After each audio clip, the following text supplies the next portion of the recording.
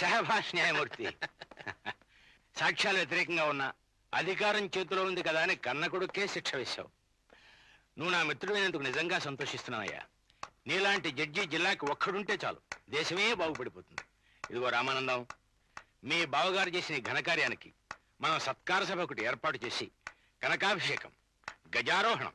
కర్తవ్యం అంటే అర్థం తెలియని నీలాంటి వాళ్ళు అలా అనుకోవటంలో తప్పులేదు. కానీ మేము న్యాయశాస్త్రానికి బద్దులం. గాడిద గుడ్డు. కొడుకుని రక్షించకొద్దని ఏ న్యాయశాస్త్రంలో ఉందయ్యా? ఇదిగో న్యాయమూర్తి, చిన్న అబద్ధం ఆడలేక భార్యాబిడ్డ నమ్ముకున్న వాళ్ళు, ఆడిన మాట తప్పలేక కొడుకుని అరణ్యానికి పంపిన వాళ్ళు నీ దృష్టిలో గొప్ప త్యాగధనులు కావచ్చేమో కానీ నా దృష్టిలో కీర్తి కోసం తాపత్రయపడే స్వార్థపరులు. ఇదిగో అర్థం లేని ఆదర్శాలకు పోయి అవివేకంగా ప్రవర్తించుకో. ఈ రోజుల్లో మంత్రులు తమ కొడుకుల్ని మంత్రులు చేయాలనుకుంటున్నారు, సినిమా హీరోలు తమ కొడుకులు హీరోలు చేయాలనుకుంటున్నారు. చిన్న తప్పు చేసినందుకు నీలాగా జైలుకు పంపించడంలా ఇప్పటికైనా బుద్ధి తెచ్చుకుని లౌకికంగా ప్రవర్తించు.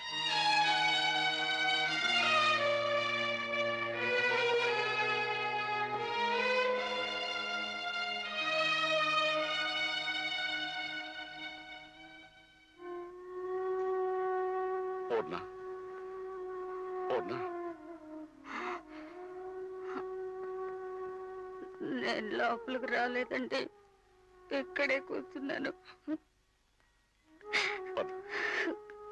లోపలికి పద.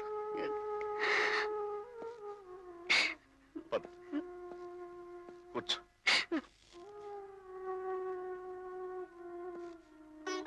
ఏమండి, అబ్బాయిని జాగ్రత్తగా జైలుకి పంపించారుగా. ఇంకో 3 నెలల వరకు నా బిడ్డ నా కంటికి కనిపించడు, అంతే కదండి? వాడు నాకు కొడుకేనే. జడ్జిగా వాడిని శిక్షించిన తండ్రిగా ఎంతో కుమిలిపోతున్నాను అర్థం చేసుకో. జైలు నుంచి తిరిగి వచ్చిన తర్వాత అయినా వాడు మంచి మనిషిగా తయారవుతాడేమోనని ఆశిస్తున్నాను.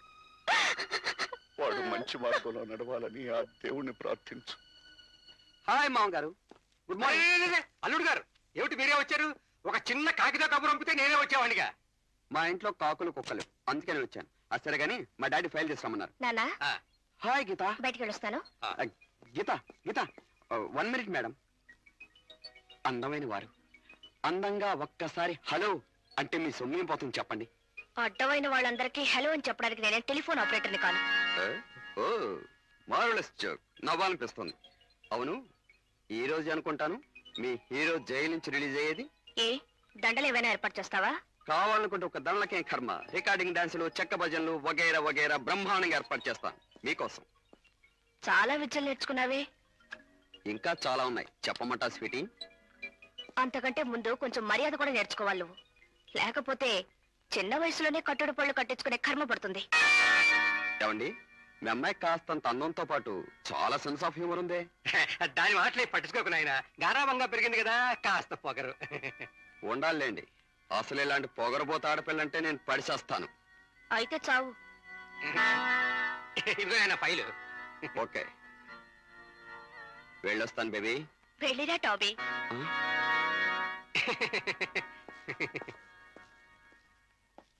ఏమిటమ్మా శేఖరబాబుతో మాటలు? తప్పు కదా, పెద్ద మనుషులు అలాగనే మాట్లాడడం. మీ కంటికి అందరూ పెద్ద మనుషులే. నోడున్న పశు, పెదవ పోజు వీడును. వెళ్ళొస్తాను. ఎక్కడికి? ఇప్పుడు జైలుకెళ్ళా పడుద్దాన్ని కలుస్తావా? నాకు ఇష్టం లేదు, మానే. నాకు ఇష్టం లేని పనులు మీరు మానేస్తున్నారా? మీకు ఇష్టం లేని పనులు నేను మానేయడానికి? Very bad, very bad. ఏమంటారు? మావాడు 1 గంట క్రితమే రిలీజ్ అయి వెళ్ళిపోయాడా? ఇంకా ఇంటికి రాలేదే. Okay okay. యాండి, అబ్బాయి వస్తున్నాడండి.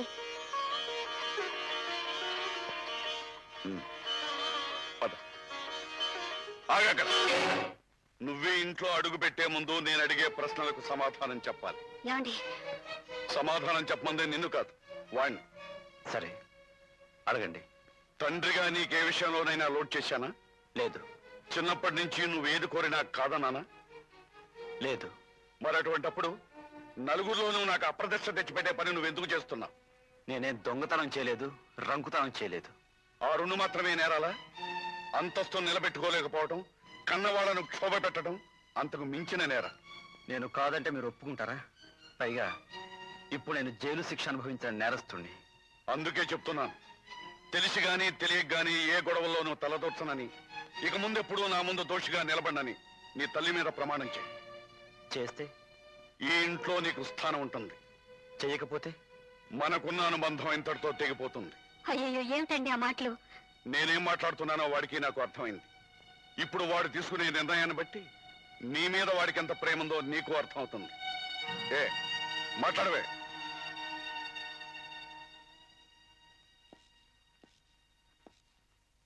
సమాధానం చెప్పకుండా లోపలికి రావడంలో ఏమిటి నీ ఉద్దేశం? అమ్మ మీద ఒట్టు పెట్టారు, అందుకే లోపలికి రాకుండా ఉండలేకపోయాను. అంటే నేను చెప్పిన దానికి ఒప్పుకున్నట్టేనా? నేను మీ బిడ్డ నాన్నగారు, మీ మాట కాదని ఎలా అనగలను? మీ గుండెల మీద పెరిగిన రోజుల నుంచి ఈ ఇంట్లో ఎప్పుడు ధర్మం, న్యాయం, చట్టం ఇవే మాటలు వినిపిస్తూ వచ్చాయి. అవి వింటూ వాటి అర్థాలని తెలుసుకుంటూనే పెరిగాను, వాటిని ఆచరిస్తూనే పెద్దవాణయ్యాను. అందుకే ఎక్కడ ఏ అన్యాయం జరుగుతున్నా చూసి సహించలేని వాణ్ణయ్యాను. అమ్మ చెప్పిన రామాయణంలో రాముడు దుర్మార్గుడైన రావణుని చంపితే అందరూ ఆయన పొగిడారు, దేవుణ్ణి చేశారు. ఆయన అడుగుజాడలోనే నడవాలనుకున్నాను, నడుస్తున్నాను. కానీ ఒక్కటే బాధ, ఆనాడు రాముడిని పొగిడారు, ఇప్పుడు నన్ను తిడుతున్నారు. ఈ తేడా ఎందుకో మీరు నాకు కాస్త వివరంగా చెప్పగలిగితే మీరు చెప్పింది చేస్తాను. ఆనాటి సమాజంలో ప్రజల్ని కాపాడవలసిన వాడు రాజు. రాముడు రాజే. ప్రజాకంఠకుడైన రావణాసురుణ్ణి శిక్షించవలసిన బాధ్యత అతనిది. ఈనాడు ఆ బాధ్యత మాది, అంటే ప్రభుత్వానిది. లేదు నాన్నగారు, ఈ సమాజంలో బలవంతుడెప్పుడు బలహీనుడు అనదొక్కుతూనే ఉన్నాడు. అతన్ని ఆపేవారు లేరు, ఇతన్ని కాపాడేవారు లేరు. ఉన్నారు. నేరస్తులను బంధించడానికి పోలీసులు, నిర్దోషులను రక్షించడానికి కోర్టులో ఉన్నాయి. వాటిని నడిపే మేమున్నాం. మీరు ఎక్కడున్నారు? కోర్టులో 4 గోడల మధ్య బంధించబడి ఉన్నారు. ఆ బలహీనుడు తన గోడు తానుగా వచ్చి మీతో చెప్పుకోలేడు. అందుకు న్యాయవాది కావాలి. ఆ లాజేత మాట్లాడిన తాటి 100 వెళ్ళిపోయాలి. 190 మంది కూటికి లేని పేదవాళ్ళు నా దేశాన మంది. ఇలాంటి పరిస్థితుల్లో తన యజమాని తనకు జీతం ఇవ్వలేదని ఆ పేదవాడు 100 ఖర్చు పెట్టి లాయర్ పెట్టి కోర్టులో తన గోడు మీతో చెప్పుకోగలడా? పొట్ట కూడు కోసం ఒక అయ్య దగ్గర పనిచేసే ఆడపిల్లను కంచే చేను వేసినట్టు ఆ యజమాని ఆమె శీలను అపహరిస్తే తనకు జరిగిన అన్యాయాన్ని మీతో విన్నవించుకోవడానికి వేలెక్కడి నుంచి వస్తాయి ఆవిడికి. ధర్మంగా మందులు ఇవ్వమని గవర్నమెంట్ ఆసుపత్రులు పెట్టింది. ఉచితంగా ప్రజలకు చెందవలసిన మందుల్ని బ్లాక్ లో అమ్మేసి మందులు ఇవ్వమని తోసేస్తుంటే ఒంటి మీద గుడ్డన లేని ఆ నిరుపేద తనకు జరిగిన అన్యాయం మీతో చెప్పుకోవడానికి 100,000 ఎక్కడి నుంచి తీసుకొచ్చిస్తాడు? అయితే ఈ కోర్టులు ఎందుకున్నట్టు, మేమెందుకున్నట్టురా? కడుపు మండి ఎవరైనా తిరగబడి అఘాయిత్యం చేస్తే వాడి విప్లవకారుని ముద్ర వేసి జైల్లో తోసి శిక్షించడానికి. మీ న్యాయం, మీ చట్టం ఈ దేశంలో ఉన్న పీడిత ప్రజల కోసం కాదు నాన్న, డబ్బున వాళ్ళు కాపాడడం కోసం. మీ న్యాయం మీద, మీ చట్టం మీద నాకేం మాత్రం నమ్మకం లేదు. న్యాయం గల మార్గంలో నాకు న్యాయం అని తోచిందని ఆచరిస్తాను అంతే. నన్ను గాని నా ఆశయాలు గాని మార్చడానికి ప్రయత్నించకండి. నా మాన నన్ను వదిలేయండి ప్లీజ్.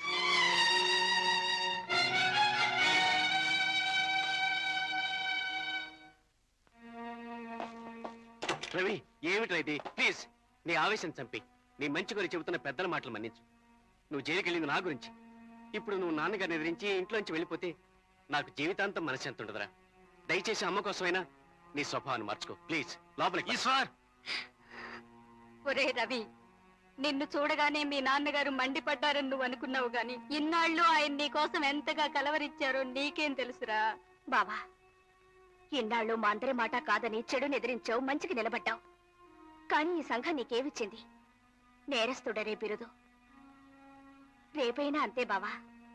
నీ ఆదర్శం కోసం కన్నవాళ్లను కూడా ఎదిరించి వెళ్ళిపోయావని నీ త్యాగాన్ని ఎవ్వరూ గుర్తించరు. అందుకే నా మాట విను, లోపలికి పద. All right.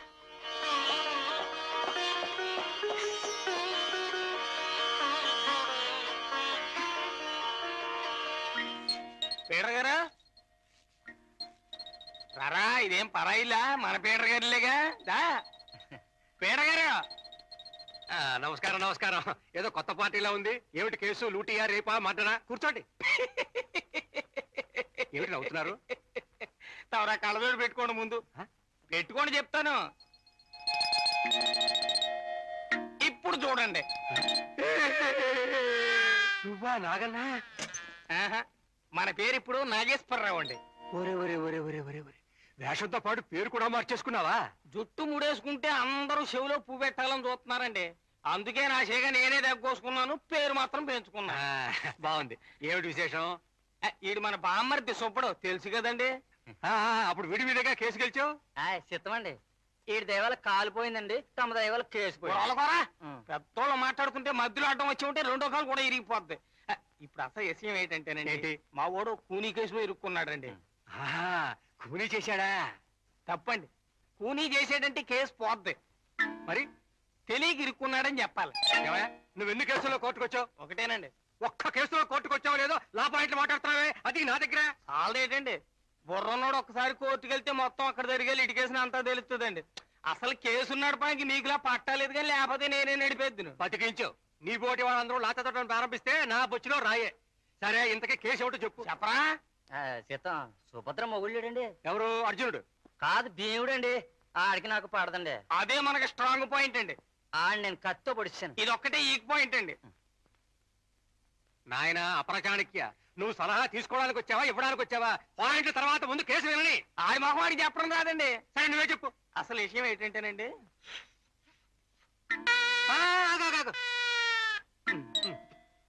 ఇప్పుడు చెప్పు.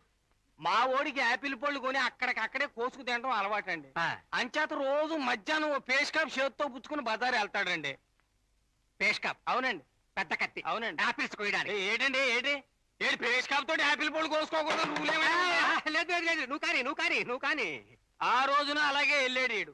ఈడు చెప్పాడు కదండి ఆ భీముడికి ఈడికి పట్టం లేదని. అంచేత ఎన్నాళ్ళు బట్టో ఈయన సంపేయాలు కాసు కూర్చున్నాడంటాడు. ఇప్పుడు ఈడి దగ్గరకు వచ్చి ఈడి కత్తే తీసుకుని ఈయన్నే పొడవబోయాడండి. వీడిని వాడు. చిత్తం ఇదే నేను స్ట్రాంగ్ పాయింట్ అని మనవి చేస్తున్నది. ఇది తమరు జాగ్రత్తగా వినాలి. ముందర ఆడే ఈయన్ని పొడవబోయాడండి. అప్పుడు ఈడన్నాడు, ఒరే మనకి విరోధాలు ఉండొచ్చు, కానీ ఇప్పుడు ఈ పాటిని యాపిల్ కోసం తిందామని వచ్చిన అమాయకుణ్ణి, కావాలంటే నువ్వు కూడా ఓ ముక్క తిను, అంతేగాని నన్ను ఏం చేయొద్దని దండం పెట్టాడండి. ఆడనలేదండి. భయపడకండి, తమరినేం చేయను. ఇప్పుడు కత్తి ఎవరి చేతిలో ఉంది? నీ చేతిలో ఉంది. ఆడి చేతిలో ఉంది. మీరు లేవండి. మీరు ఈడన్నమాట అండి. అంటే సుబ్బడు, నేను భీముండండి. పట్టుకోండి. లాగండి గట్టిగా లాగండి. వదిలేయండి. అంతేనండి. ఈయన సంపాలని ఈడి చేతిలో కత్తి లాక్కుని గుచ్చుకుని ఆడే చచ్చిపోయాడండి. కేసు ఎడిమి పడిందండి. రేపు కోర్టులో మీరు ఇలాగే చెప్పాలండి, జయం మనదే. మనసా, వీడు చాలా ప్రమాదకరమైన వ్యక్తి. అజాగ్రత్తగా ఉంటే అసలు ఆ కూని నేనే చేశానని కోర్టులో నాతోనే చెప్పించేయగలడు. అంచేత బీ కేర్ఫుల్.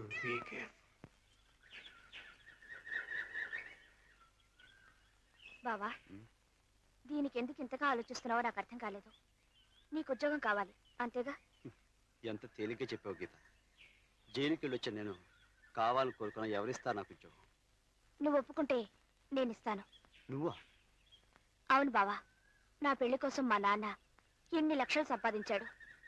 ఆ లక్షలకు కాపలాగా నాకు మొగుడుగా నువ్వు ఉండిపోకూడదు? ఈ 3 నెలల్లో నీకు బాగా పోరెక్కిందే. అందుకే నా మెళ్ళలో 3 ముళ్ళు వేసి ముక్కుతాడు వేయమంటున్నాను.